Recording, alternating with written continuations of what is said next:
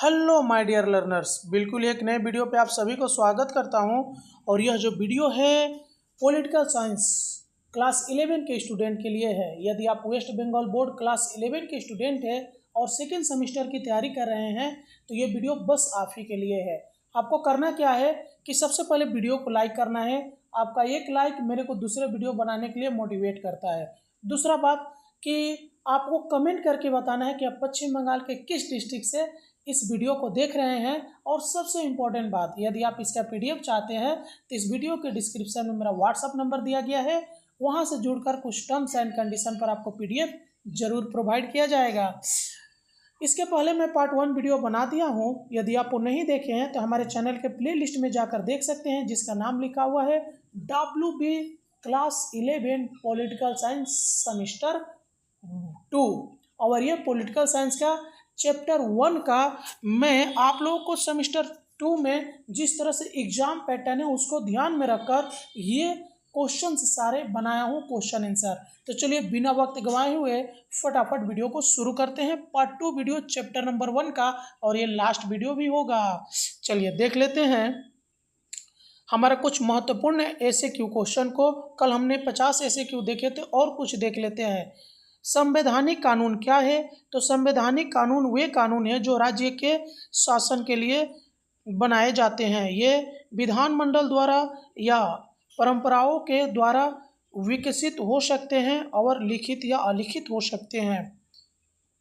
साधारण कानून का क्या महत्व है? तो साधारण कानून वे लिखित कानून है जो राज्य के विधानमंडल द्वारा बनाए जाते हैं। ये व्यक्तियों और राज्यों के संबंधों को निर्धारित करते हैं और समाज में न्याय का आधार बनते हैं। नेक्स्ट, अध्यादेश क्या है? मोस्ट इम्पोर्टेंट क्वेश्चन हो रहा है। तो अध्यादेश असाधारण परिस्थितियों में राज्य की कार्यपालिका द्वारा जारी किए गए आदेश है। ये कानून की तरह प्रभावी होते हैं और एक निश्चित समय के लिए लागू होते हैं। सामान्य कानून का उपयोग कहाँ होता है? तो सामान्य कानून प्राचीन रीति रिवाजों और परंपराओं पर आधारित होते हैं, जिनका विशेष महत्व इंग्लैंड के शासन में है और यह नागरिकों के व्यवहार को नियंत्रित करते हैं। आगे, प्रशासकीय कानून का क्या कार्य है? तो प्रशासकीय कानून सरकारी कर्मचारियों और नागरिकों के बीच संबंधों को निर्धारित करता है। यह खासकर फ्रांस जैसे देशों में महत्वपूर्ण है, जहां यह प्रशासनिक कार्यों को नियंत्रित करता है। आगे देख लीजिए, अंतर्राष्ट्रीय कानून का क्या महत्व है?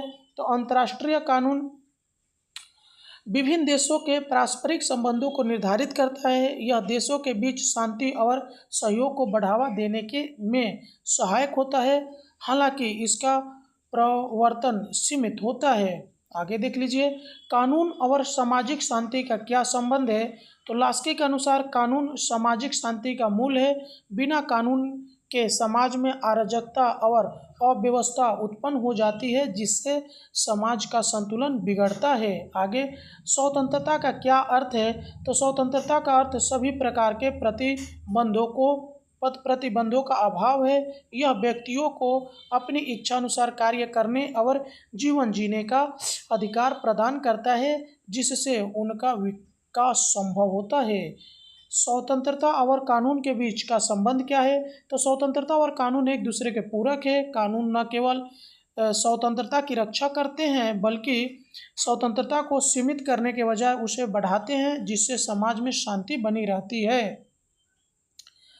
अराजकतावादियों का कानून पर क्या दृष्टिकोण है? तो अराजकतावादियों का मानना है कि कानून व्यक्ति की स्वतंत्रता को सीमित करते हैं। उनके अनुसार अधिक कानूनों का होना स्वतंत्रता के लिए बाधक है और अराजकता का कारण बनता है।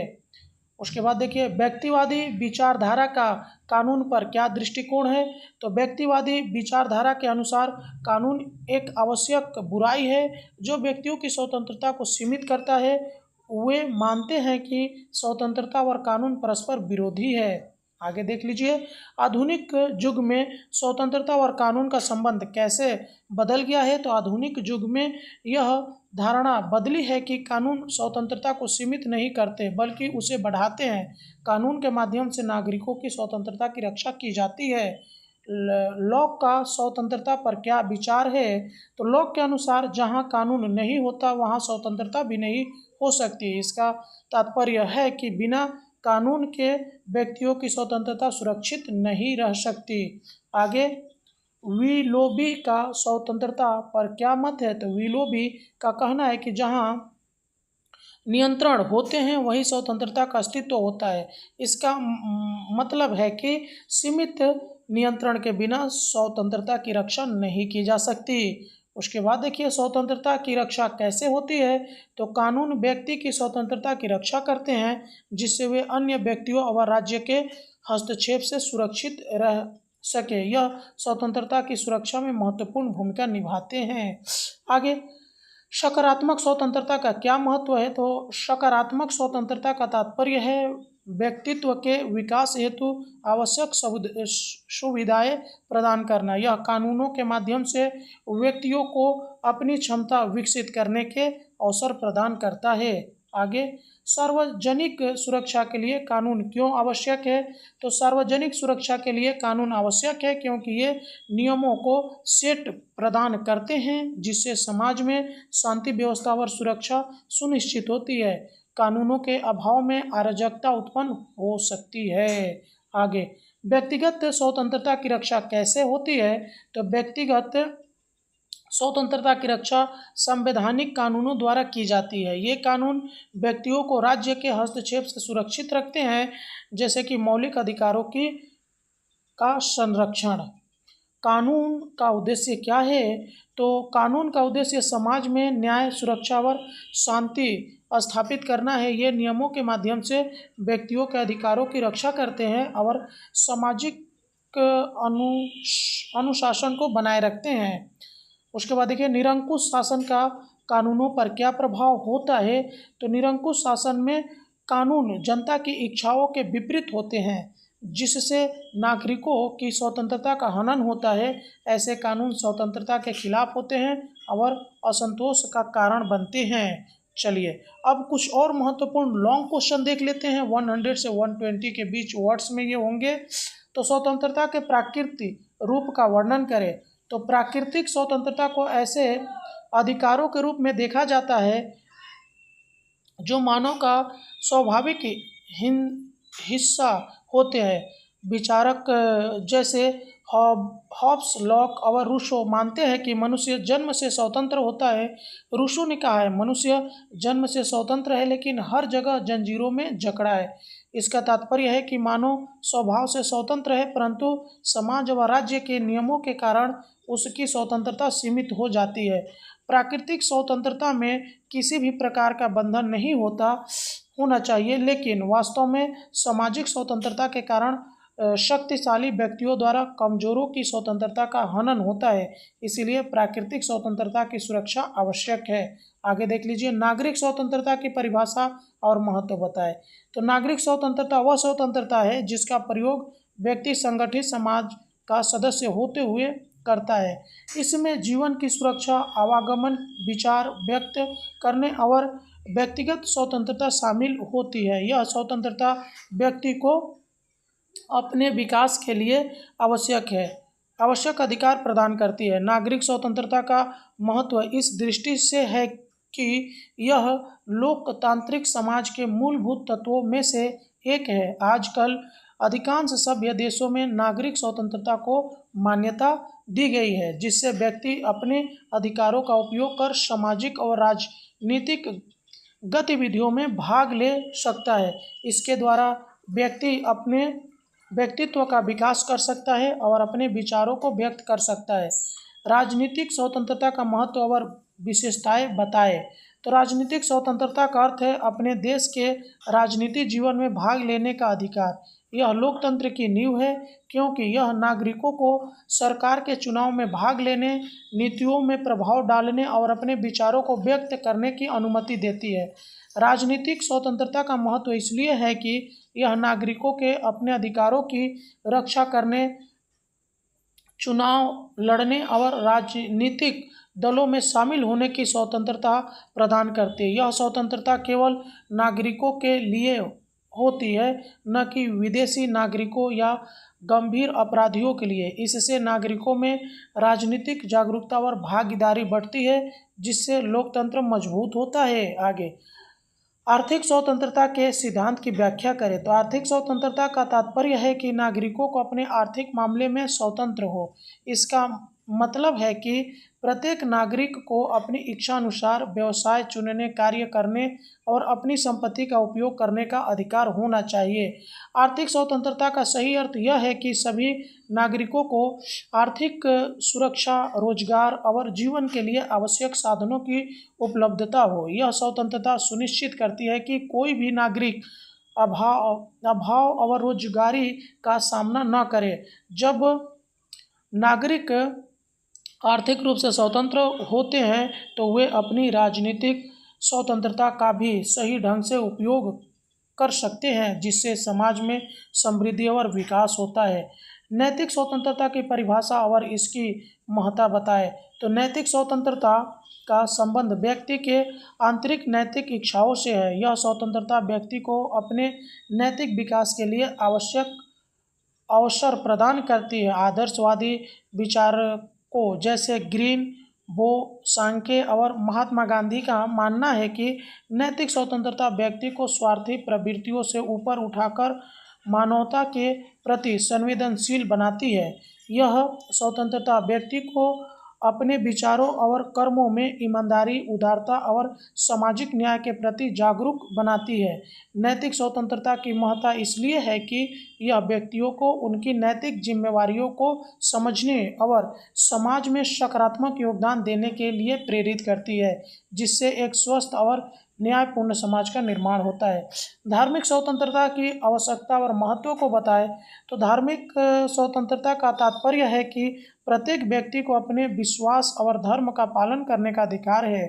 यह स्वतंत्रता समाज में धार्मिक सहिष्णुता को बढ़ावा देती है और विभिन्न धर्मों के बीच आपसी सम्मान को सुनिश्चित करती है। धार्मिक स्वतंत्रता की आवश्यकता इसलिए है कि यह नागरिकों को अपने आध्यात्मिक विश्वासों का पालन करने की स्वतंत्रता देती है, जिससे वे अपने जीवन को संतुलित और उद्देश्यपूर्ण बना सकते हैं। यदि राज्य किसी विशेष धर्म का प्रचार करता है या नागरिकों के साथ भेदभाव करता है तो समाज में तनाव और संघर्ष उत्पन्न हो सकते हैं। इसलिए धार्मिक स्वतंत्रता की सुरक्षा आवश्यक है। राष्ट्रीय स्वतंत्रता की अवधारणा को स्पष्ट करें तो राष्ट्रीय स्वतंत्रता का अर्थ है कि प्रत्येक राष्ट्र को अपनी इच्छानुसार शासन चलाने का अधिकार होना चाहिए। यह स्वतंत्रता साम्राज्यवाद के खिलाफ एक महत्वपूर्ण उपाय है जो प्रत्येक राष्ट्र की संप्रभुता की रक्षा करती है। राष्ट्रीय स्वतंत्रता की अवधारणा का तात्पर्य है कि कोई भी देश विदेशी दबाव या हस्तक्षेप के बिना अपने आंतरिक मामलों का प्रबंधन कर सकता है। इससे न केवल राष्ट्र की पहचान और संस्कृति को संरक्षित किया जाता है, बल्कि यह अन्य देशों की स्वतंत्रता और समानता का भी सम्मान करती है। राष्ट्रीय स्वतंत्रता की सुरक्षा में अंतर्राष्ट्रीय सहयोग और सहिष्णुता भी आवश्यक होती है, जिससे वैश्विक शांति और सुरक्षा सुनिश्चित हो सके। व्यक्तिगत स्वतंत्रता के पहलुओं का विश्लेषण करें तो व्यक्तिगत स्वतंत्रता का तात्पर्य है कि व्यक्ति अपने निजी जीवन से संबंधित कार्यों को स्वतंत्रता से कर सके। इसमें रहन सहन, खान पान, पारिवारिक जीवन और विवाह के अधिकार शामिल है। व्यक्तिगत स्वतंत्रता का महत्व इसलिए है कि यह व्यक्तियों को उनके आत्मसम्मान और स्वायत्तता का एहसास कराती है। हालांकि यह ध्यान रखना आवश्यक है कि व्यक्तिगत स्वतंत्रता हर सामाजिक हित, कानून और नैतिकता का भी प्रभाव पड़ता है। किसी भी समाज में पूर्ण स्वतंत्रता संभव नहीं है, इसीलिए यह आवश्यक है कि व्यक्ति की व्यक्तिगत स्वतंत्रता को सुरक्षा और संतुलन के साथ सुरक्षित रखा जाए। व्यक्तिगत स्वतंत्रता की रक्षा से व्यक्ति अपने अधिकारों का सही प्रयोग कर सकता है।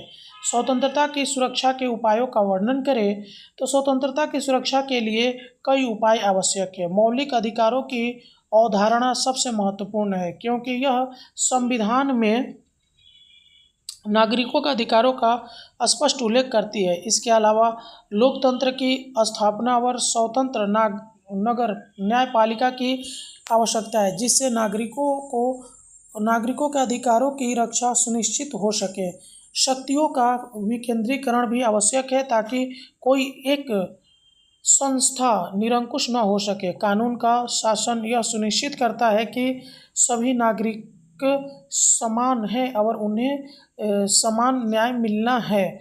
आर्थिक सुरक्षा, राजनीतिक शिक्षा और सतत जागरूकता भी स्वतंत्रता की सुरक्षा के लिए आवश्यक है ताकि नागरिक अपने अधिकारों की रक्षा कर सके। उसके बाद देखिए समानता का अर्थ और इसके महत्व का वर्णन करें तो समानता का अर्थ है कि सभी नागरिकों को समान अधिकार और अवसर प्राप्त हो। इसका तात्पर्य यह नहीं है कि सभी को एक समान व्यवहार किया जाए, बल्कि यह है कि किसी विशेष वर्ग को विशेष अधिकार नहीं मिलने चाहिए। समानता का महत्व इसलिए है कि यह लोकतंत्र की नींव है, जिससे सामाजिक न्याय और मानवाधिकारों की रक्षा होती है। समानता सुनिश्चित करती है कि सभी व्यक्तियों को उन्नति के समान अवसर मिले, जिससे वे अपनी प्रतिभा और क्षमताओं को विकसित कर सके। यह विभिन्न सामाजिक, आर्थिक और राजनीतिक असमानताओं को समाप्त करने में सहायक होती है और एक स्वस्थ समाज का निर्माण करती है। तो यहाँ पर हमारा जो चैप्टर नंबर 1 था पॉलिटिकल साइंस का, उसका पार्ट 2 वीडियो भी कंप्लीट होता है और बहुत जल्द मैं पार्ट 3 भी वीडियो लेकर आऊँगा, क्योंकि कुछ अभी इसमें बच गया है, उसको भी मेरे को लेकर आना पड़ेगा। तो चलिए मिलते हैं किसी और वीडियो में, तब तक के लिए जय हिंद।